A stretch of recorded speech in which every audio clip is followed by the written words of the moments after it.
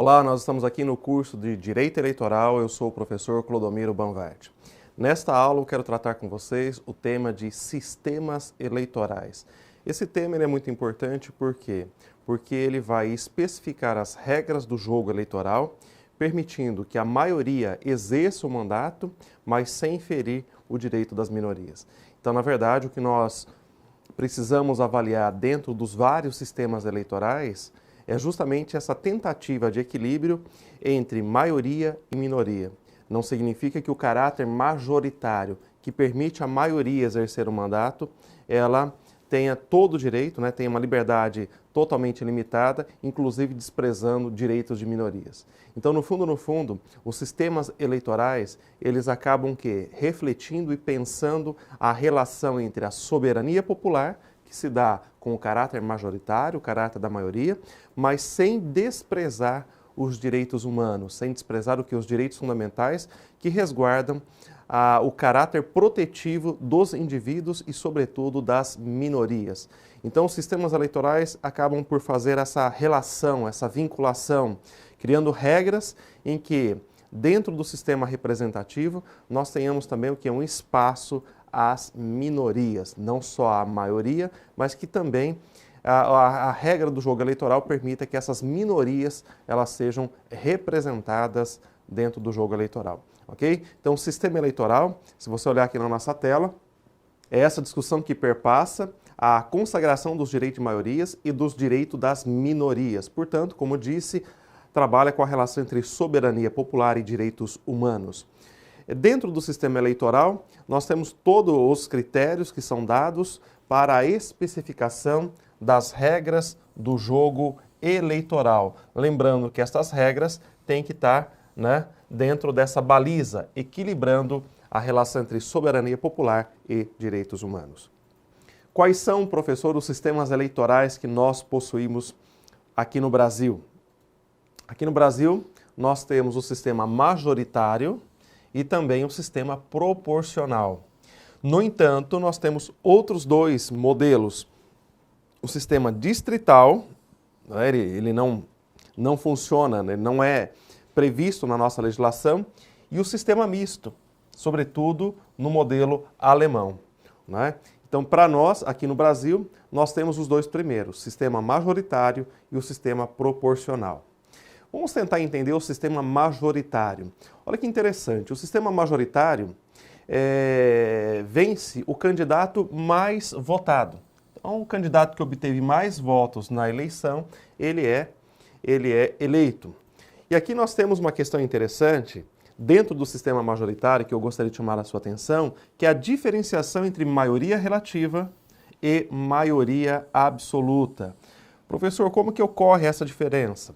Ora, maioria relativa, ela está vinculada ao sistema majoritário simples. O que é o sistema majoritário simples? O sistema majoritário simples ele ocorre naquelas cidades onde nós temos apenas um único turno das eleições. Então, por exemplo, cidade que nós temos ali até 200 mil eleitores. Nestas cidades, para a eleição de prefeitos, com até 200 mil eleitores, nós temos, portanto, aí um único turno das eleições e um sistema majoritário simples. No sistema majoritário simples, as eleições para prefeito, guardem isso, em cidades de até 200 mil eleitores e também para senadores.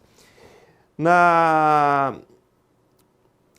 maioria absoluta, nós trabalhamos com um sistema majoritário absoluto. Então aqui nós temos eleições em 2 turnos. Essas eleições em 2 turnos, elas acontecem em cidades, em municípios com mais de 200 mil eleitores e também para presidente e governadores. Então, nas eleições que contemplam o segundo turno, presidente, governadores, e no caso de prefeitos, cidades que possuem mais de 200 mil eleitores, que nós nos obrigamos a fazer um segundo turno para que o resultado daquela maioria da votação ela seja absoluta. Então, essa diferenciação fundamental. Qual é o grande problema do sistema majoritário? Dê uma olhada na sua tela e você vai perceber o seguinte. O sistema majoritário, ele permite que o candidato com alta rejeição do eleitorado, ele pode ser bem votado e, portanto, eleito, né? Vamos fazer aqui um pequeno exemplo. Eu trouxe aqui para vocês um pequeno exemplo. O exemplo pauta-se na seguinte ideia: eleição para síndico de um condomínio, né? Digamos que nesse condomínio nós tenhamos 70 apartamentos. No dia da eleição, comparecem apenas 39 participantes. Portanto, nós teremos ali uma ausência de 31 moradores. Ok. Desses 39, 4 vão se lançar a candidato. Candidatos A, B, C e D. Aí você procede à eleição. E o que nós vamos ter como resultado dessa eleição? 4 votos nulos, 6 votos em branco. Portanto, nós temos o quê? Um total de 10 votos que são retirados da contabilidade final. Portanto, dos 39 participantes, nós tiramos os votos nulos, os votos brancos, e nós teremos o quê? 29 votos válidos. E aí você vai para a contagem desses 29 votos. O candidato vencedor, ele teve 10 votos. E ele, portanto, está eleito. Então, se nós olharmos, esse candidato, num total de 70 moradores, ele teve apenas 10 votos. Isso significa que ele teve o quê? Uma faixa de 15% da totalidade de votos, e isso foi suficiente para a sua vitória na eleição de síndico. Então, o problema do sistema majoritário é esse. Ele vai o quê? Ele vai permitir que o mais votado ele seja eleito, no entanto, ele não leva em consideração, né, o sistema majoritário não leva em consideração a questão fundamental da representação desses votos. Apenas 15% foi, no caso exemplificado, suficiente para a eleição do síndico. Um aspecto interessante também é a questão relacionada a votos brancos e nulo, ou a própria nulidade das eleições. E olha, esse é um ponto importante. Nunca se esqueça disso. Votos brancos e os votos nulos, eles não têm nenhum valor para a justiça eleitoral. Eles são descartados na contabilidade final. Portanto, ao terminar uma eleição, os votos válidos serão aqueles votos que estão quê? Destituídos da contagem dos votos brancos e dos votos nulos. Chamo a sua atenção para o artigo 224, caput, do Código Eleitoral. Eu quero ler isso aqui com vocês. Preste atenção. Se a nulidade atingir a mais da metade dos votos do país nas eleições presidenciais, dos estados, nas eleições federais ou estaduais, ou do município nas eleições municipais, julgar-se-ão prejudicadas as demais votações e o Tribunal, o Tribunal de Justiça, marcará, um errinho aqui, marcará dia para a nova eleição dentro do prazo de 20 a 40 dias. Então veja bem, esta informação do artigo 224 do Código Eleitoral demonstra o que para nós? Demonstra uma visão muito popular de senso comum que nós temos na realidade, em que as pessoas dizem o seguinte: olha, se nós votarmos em branco, se a gente votar nulo, nós vamos o quê? Nós vamos criar a nulidade da eleição. Ora, isso é contemplado sim no Código Eleitoral, como nós estamos vendo aqui. No entanto, a interpretação do Tribunal Superior Eleitoral, até em razão da consideração dos votos dados, o Tribunal Superior Eleitoral ele não considera esse artigo do Código Eleitoral. Veja comigo. Em jurisprudência do TSE, a partir do julgamento do acórdão 665 de 2002, ficou assentado para o Tribunal Superior Eleitoral o seguinte: afigura-se recomendável que a validade da votação seja aferida tendo em conta apenas os votos atribuídos efetivamente a candidatos e não sobre o total dos votos apurados. Portanto, essa recomendação, essa jurisprudência do TSE de 2002 nos diz o quê? Que nós vamos valorizar os votos dados e não a totalidade dos votos contabilizados. Então, portanto, o TSE não reconhece esse artigo do Código Eleitoral que trata da nulidade das eleições. Portanto, para você ter bastante clareza, no Brasil nós não temos a possibilidade de nulidade da eleição se ocorrer o quê? A mais de 50% dos eleitores votarem em branco ou anularem os seus votos. Serão contabilizados os votos válidos e esses certificarão a legitimidade do pleito eleitoral, ok? Então, é uma informação importante e cobrada em concurso público. Vamos agora olhar o sistema proporcional, né? Nós falamos do sistema majoritário e vamos agora falar do sistema proporcional. E aqui um elemento muito importante, porque o sistema proporcional, ele implica em uma repartição aritmética das vagas. Professor, qual que é a diferença então entre este sistema proporcional e o sistema majoritário? Ora, o sistema majoritário é eleito aquele que tem a maior quantidade de votos. E no sistema proporcional, nós vamos ter o quê? Uma divisão proporcional dos votos dados. Então, no sistema proporcional, não significa que aquele que obteve mais votos, ele será eleito. É um sistema que visa justamente o quê? Contemplar os partidos menores, né? Os partidos que não têm uma grande representatividade e uma distribuição mais equilibrada das forças dentro do parlamento, por exemplo. Vamos acompanhar aqui no quadro que o conceito fundamental para que você entenda o sistema proporcional é você entender o que significa quociente eleitoral e, na sequência, o outro termo, quociente partidário. Então, professor, eu quero entender isso. Quociente eleitoral. Dê uma olhadinha no Código Eleitoral, artigo 106. Dê uma olhada lá que você vai entender, né, o que a lei nos diz a respeito. O quociente eleitoral, determina-se o quociente eleitoral dividindo-se o número dos votos válidos apurados pelos lugares a ser preenchidos naquela circunscrição eleitoral. Então veja, não é nada difícil, né? O que você faz? Você terminou a eleição, a Justiça Eleitoral ela vai lá e vai verificar quantos votos brancos e quantos nulos nós tivemos. Então ela separa, ela joga no lixo os votos brancos, ela joga no lixo os votos nulos e ela fica apenas com os votos válidos. Então ela pega essa quantidade de votos válidos e ela vai dividir pelo número de cadeiras a ser ocupada dentro da Câmara Municipal ou da Assembleia ou do Congresso Nacional. Portanto, o resultado dessa divisão aritmética é o quociente eleitoral, ok? Eu quero dar um exemplo aqui para vocês, para que você entenda muito bem como nós podemos exemplificar o sistema proporcional. Vamos acompanhar na tela, de maneira bem didática aqui para você entender. Vamos pegar aqui um município qualquer, vamos chamar de município X. Esse município tem 120 mil eleitores, veja, não são moradores, são eleitores que estão habilitados pela Justiça Eleitoral para votar na eleição, ok? Tivemos a eleição. Após a eleição, a Justiça Eleitoral vai fazer a contabilidade e percebe que nós temos ali o quê? 5 mil votos de abstenções, 4 mil votos nulos e 11 mil votos brancos. Então, se você somar tudo isso aqui, nós temos o quê? Nós temos uma totalidade de 20 mil votos. Esses 20 mil votos, votos brancos, nulos e abstenções, eles são o quê? Eles são jogados na lata do lixo, não servem para nada.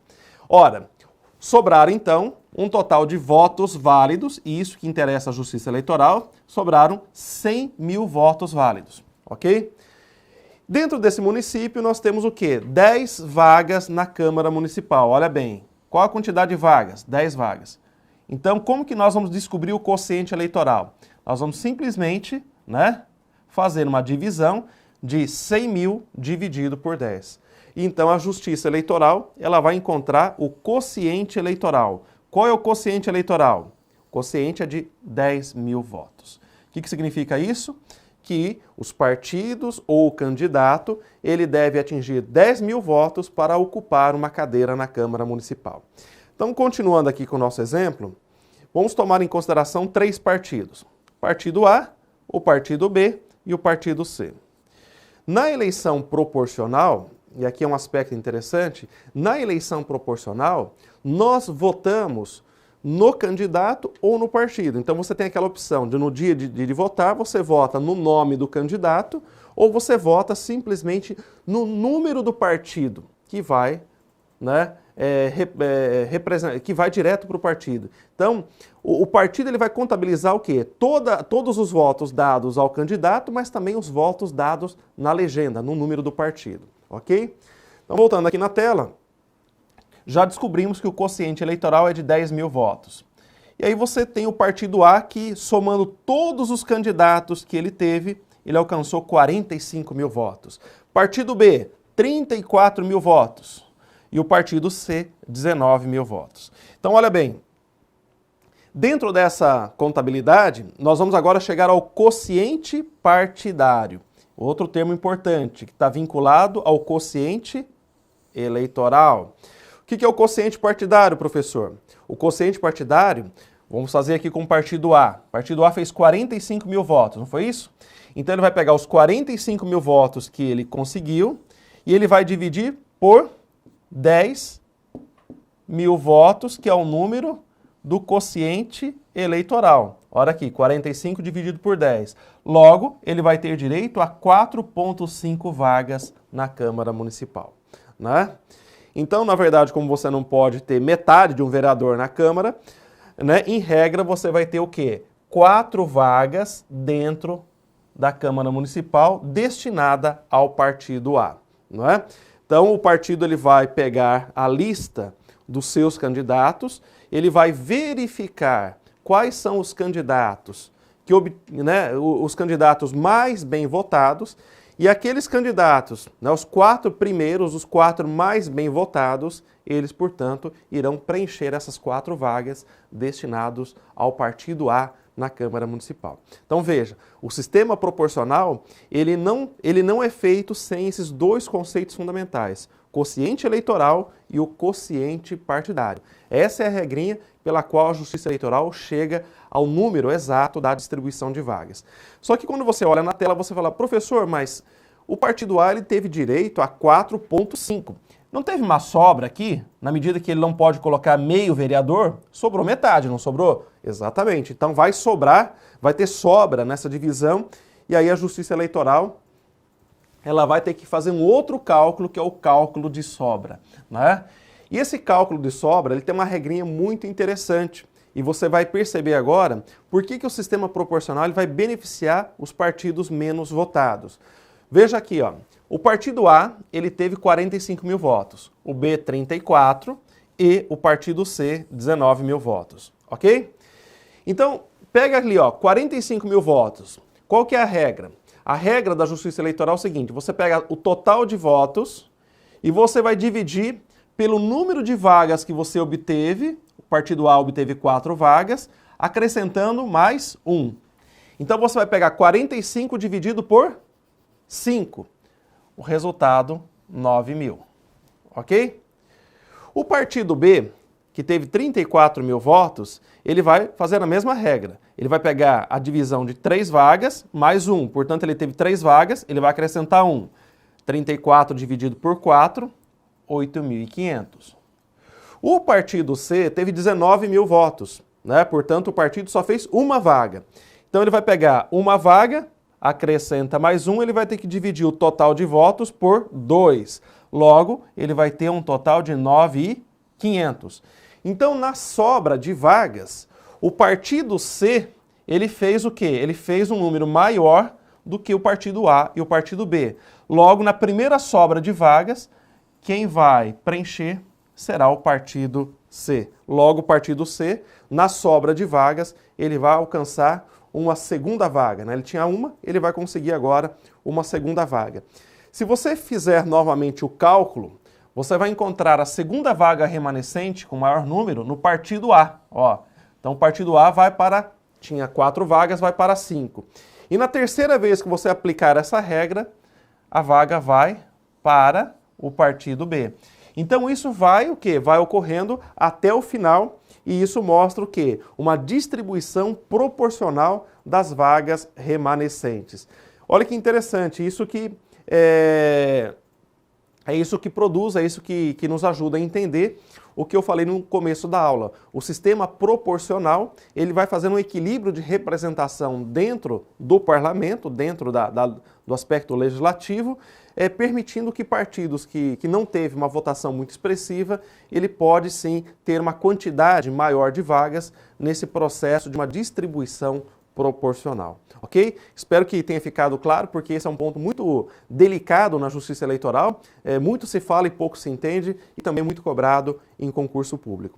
Eu quero agora chamar a sua atenção para o voto distrital, o sistema distrital. Vamos dar uma olhadinha aqui na nossa tela e entender como isso funciona. O voto distrital significa, em regra, a substituição do sistema proporcional pelo sistema majoritário. Então veja, eu disse anteriormente, o sistema majoritário ganha aquele que faz mais votos. Então se nós aplicarmos, na verdade, o voto distrital no Brasil, esse voto vai ser aplicado apenas para o legislativo, vereadores e deputados. Professor, o senador não pertence ao legislativo? Sim, mas o senador ele é eleito no Brasil pelo sistema majoritário. Então, a possibilidade do voto distrital no Brasil vai o quê? Vai alcançar apenas vereadores, eleição para vereadores, deputados estaduais e deputados federais, né? Vamos ter um exemplo aqui? Vamos imaginar que no estado X, né, um estado qualquer da federação, aquele estado tem direito de eleger 30 deputados federais, né? Então, se nós adotássemos o sistema distrital, o que seria feito? Esse estado ele seria dividido em 30 distritos, né? Do ponto de vista geográfico, vai lá e faz uma divisão em 30 distritos. Em cada distrito desse vai ser eleito o mais votado, né? Então, os partidos vão ter que colocar candidatos a deputados federais concorrendo dentro de cada distrito. E logo, você vai ter o quê? O candidato eleito no distrito é aquele que vai ser o mais votado. Professor, tem pontos positivos, mas também tem pontos negativos. Exatamente. Qual que é o ponto positivo desse sistema? O ponto positivo desse sistema é o que muitos apontam, sobretudo quando defendem uma reforma política, uma reforma eleitoral, se valendo do sistema distrital. Ora, nesse sistema haveria uma identificação entre o eleitor e o candidato. Quer dizer, ao dar o voto ao candidato A, e se ele for eleito, você tem essa identificação que o seu voto foi para ele. No sistema proporcional, não, né? Porque como o voto é contado para a legenda, você pode votar no candidato A e eleger o candidato C, né? É o caso, por exemplo, do efeito Tiririca que nós tivemos em eleições passadas. O Tiririca fez uma quantidade muito grande de votos e, consequentemente, essa quantidade fez com que ele levasse junto com ele outros candidatos do mesmo partido ou da coligação que tivesse o quê? Uma quantidade muito baixa de votos. No sistema distrital, né, no sistema majoritário, você eliminaria esse tipo de problema. Então, o ponto positivo, a vinculação do candidato com o seu representante eleito. Qual seria o ponto negativo? O ponto negativo é que um partido ele poderia ter uma expressiva votação dentro do Estado, mas ele poderia chegar ao final sem eleger nenhum candidato, né? Você pode ter uma quantidade muito grande de votos, mas você não alcança o primeiro lugar e, portanto, esses votos eles são praticamente perdidos e o partido ele deixa de ter representação parlamentar. Esse é o ponto negativo. Professor, e o sistema eleitoral misto? Bom, é outra discussão que em várias reformas eleitorais no Brasil há grupos que fazem essa defesa do sistema eleitoral misto. Como que é isso? É uma mistura do sistema majoritário com o sistema proporcional. Nem tanto ao céu, nem tanto à terra. Uma mistura dos dois. Nós temos aqui a origem alemã e a origem mexicana desse sistema. Os alemães eles tendem mais a valorizar a proporcionalidade, enquanto que os mexicanos valorizam mais o sistema majoritário. Então, se nós olharmos aqui na tela, nós vamos perceber no sistema alemão, que é o que o Brasil muitas vezes acaba flertando para implementação aqui dentro, o sistema alemão ele funcionaria da seguinte forma. Vamos tentar entender então o sistema eleitoral misto alemão. Digamos que nós tenhamos no estado X, um estado da federação, como disse no exemplo anterior, ele pode eleger 30 deputados federais. No sistema misto, como seria feito isso? Nós pegaríamos o estado e nós dividiríamos em metade das vagas, em 15. Nós vamos dividir o estado em 15 distritos. Então, metade das vagas serão o quê? Aqueles que serão eleitos pelo voto distrital. Então, você vai ter no estado 15 distritos. Em cada distrito, o partido pode indicar o quê? Um candidato, ok? Que vai concorrer pelo distrito. Dentro desses votos dados no distrito, você vai ter o quê? A eleição do mais bem votado, tudo bem? No entanto, o eleitor ele vai ter que votar duas vezes. Ele vai votar naquele candidato apresentado pelo partido dentro do distrito, mas ele vai votar também no sistema proporcional, né? Então, o voto do eleitor, ele seria, primeiro, aquele que está concorrendo pelo distrito, e o segundo voto seria dado na legenda ou no candidato que vai concorrer no sistema proporcional, né? Então, é um sistema interessante. E aqui eu coloco uma observação, né? O Brasil flerta com esse sistema misto alemão já há um bom tempo, como possibilidade de regrar a relação entre o sistema majoritário e o sistema proporcional aqui dentro. É interessante notar, para encerrar essa aula, que no sistema misto alemão, nós teríamos então essas duas possibilidades, né? Você congrega o caráter majoritário distrital, na medida que você divide o Estado nos distritos, de acordo com a quantidade de vagas que você oferece, e a outra metade você elege pelo sistema proporcional, onde o eleitor vota no candidato do distrito e vota também num candidato pelo sistema proporcional. Então nós teríamos o quê? Direito a 2 votos, né? Dentro da reforma eleitoral brasileira, que nós já tivemos várias reformas eleitorais e temos outras, né? Uma outra em curso, há sempre aqueles que fazem a defesa sistemática pelo sistema misto. Bom, eu espero que vocês tenham compreendido o conteúdo dessa aula. Sobre sistema eleitoral, são essas informações. Eu espero que tenha sido proveitoso para você e também espero revê-lo na nossa próxima aula. Um grande abraço e até lá.